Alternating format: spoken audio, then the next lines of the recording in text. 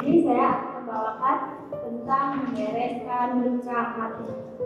Kita buka Alkitab kita di dalam Efesus pasal yang keempat ayat yang ke-31. Kita akan baca secara bersama-sama. Dulu saja. 2, 3 ya.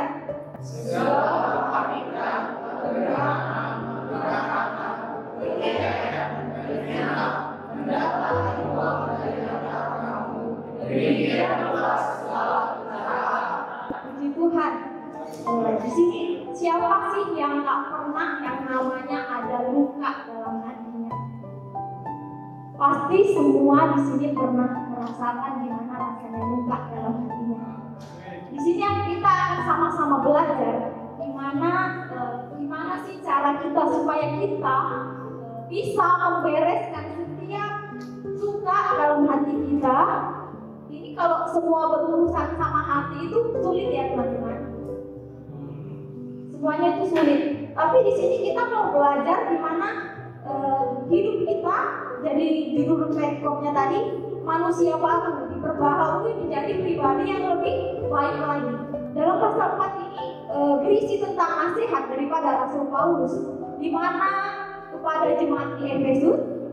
Kenapa Rasul Paulus menasihatkan hal ini kepada jemaat Efesus? Karena di mana kehidupan lamanya jemaat-jemaat Efesus ini, mereka melakukan penyembahan berhala. Kehidupan mereka tidak benar. Dengan manusia baru yang seperti apa sih yang dimaksudkan oleh Rasul Paulus ini?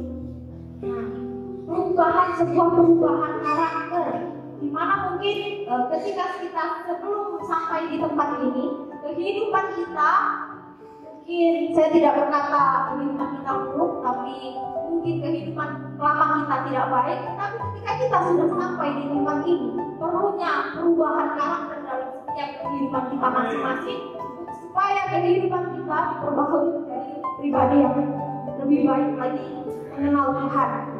Puji Tuhan.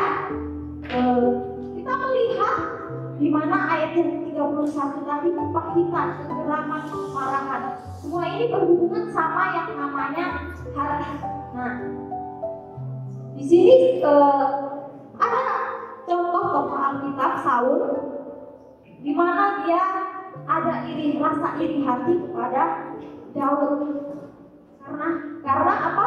Roh Allah yang ada dalam diri Saul itu tidak ada lagi, makanya iri hati itu timbul dalam hatinya Saul. Kemudian kita melihat apa sih dampak positif yang sudah membereskan luka pada hatinya, akan kita bandingkan dengan orang yang belum membereskan luka pada hatinya. Dampak negatifnya. Dampak positifnya kita bisa melihat pasti orang yang sudah membereskan hatinya itu, dia tidak menyimpan lagi kesalahan orang lain, tidak mudah sakit hati, terus berani yang namanya melangkah maju. Nah, di sini saya mau kemudian kita akan melihat dampak negatifnya masih suka menyimpan luka, gampang tersinggung. Seringkali ya teman-teman, kalau kita masih simpan luka itu biasanya ada orang lain ngomongin apa, kitanya yang tersinggung. Orang lain bukan bicarain kita, tapi kita sendiri yang tersinggung. Dan apa sih penyebab orang sulit membereskan? Karena luka itu terus-menerus dibiarkan sakit.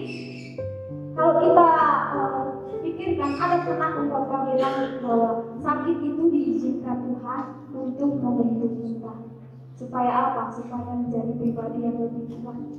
Nah, di sini kita akan melihat bagaimana sih cara biar orang mudah membereskan luka pada hatinya. Yang pertama, kita harus bisa belajar mengampuni. Belajar mengampuni itu dalam artian tanpa batas. Matius pasal yang ke-18 ayat yang ke-21 sampai yang ke-22. Kemudian datanglah Petrus dan berkata kepada Yesus, Tuhan, sampai berapa kali aku harus mengampuni saudaraku jika ia berbuat dosa terhadap aku sampai 7 kali? Yesus berkata kepadanya, bukan, aku berkata kepadamu, bukan sampai 7 kali, melainkan sampai 70 kali 7 kali. Terima kasih, Bapak Guru. Nah, di sini dikatakan tadi tanpa batas, mengampuni tanpa batas. Yang dikatakan mengampuni tanpa batas itu berarti kita tidak ada ukuran. Di mana tadi Petrus berkata sama Tuhan, sampai berapa kali saya harus mengampuni saudaraku. Dan Yesus hanya menjawab, bukan aku berkata kepadamu, bukan sampai 7 kali, melainkan sampai 77 kali. Kalau kita lihat, ada nggak sih sehari aja kita ada orang yang melukai kita sampai 70 kali 7 kali? Jarang sekali, tapi kita harus bisa mengampuni walaupun itu hanya sekali 2 kali. Kemudian kita tidak menyimpan dendam dalam hati kita, sehingga kepahitan itu tidak ada dalam diri kita. Nah, kemudian tidak ungkit-ungkit lagi kesalahan. Nah, dikatakan tidak ungkit-ungkit lagi. Biasanya orang kalau punya salah, hari ini saya sudah mengampuni dia, tapi besok saya ingat lagi, ya saya ungkit lagi. Biasanya hal itu seringkali terjadi dalam kehidupan kita. Sehingga apa? Sehingga kehidupan kita tidak bisa berjalan lebih maju, menjadi manusia baru yang diperbaharui, menjadi pribadi yang lebih baik lagi. Ketika kita sudah sampai di tempat ini, perlunya pembaharuan itu ada dalam diri kita, supaya kehidupan kita itu tidak ada luka, sehingga damai, sukacita, sejahtera itu ada dalam kehidupan kita. Kemudian kita yang kedua, kita belajar untuk mengasihi. Dalam Kejadian pasal yang ke-50 ayat yang ke-17.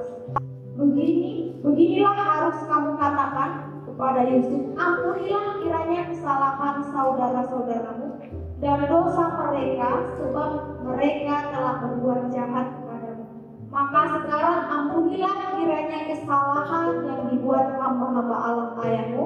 Lalu menangislah Yusuf ketika orang berkata demikian. Nah, di sini kita melihat gimana kita harus mengasihi orang yang sudah menyakiti hati kita, yang sudah membuat luka pada hati kita.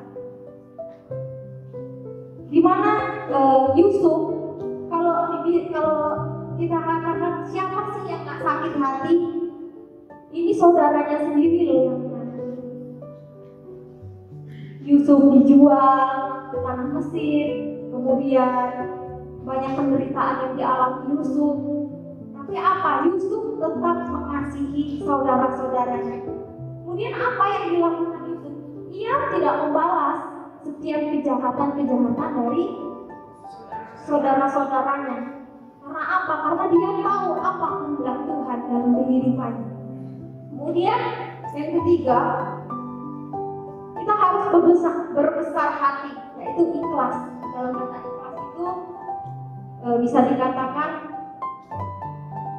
kita buka di dalam 1 Korintus 13 ayat yang ke-4. Firman Tuhan, kasih itu sabar, kasih itu murah hati, ia tidak cemburu, ia tidak menggagahkan diri dan tidak sombong. Dalam terjemahan lama, adapun kasih itu panjang sabar, penyayang, kasih itu tiada dengki, kasih itu tiada menggagahkan diri, tiada sombong. Berbesar hati, dia sayang pada orang-orang yang ada di sekitarnya. Karena apa? Karena dia sudah tidak ada luka dalam hatinya.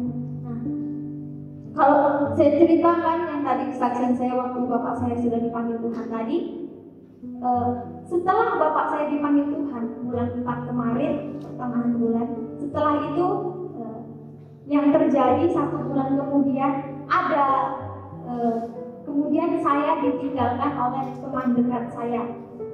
Kemudian ada lagi bulan 7 kemarin saya ditinggalkan sahabat saya pindah ke Palembang. Itu sesuatu hal yang buat saya ini kok kayak gini sih Tuhan, sakit loh. kok semuanya ninggalin saya, terutama bapak saya, terus orang dekat saya.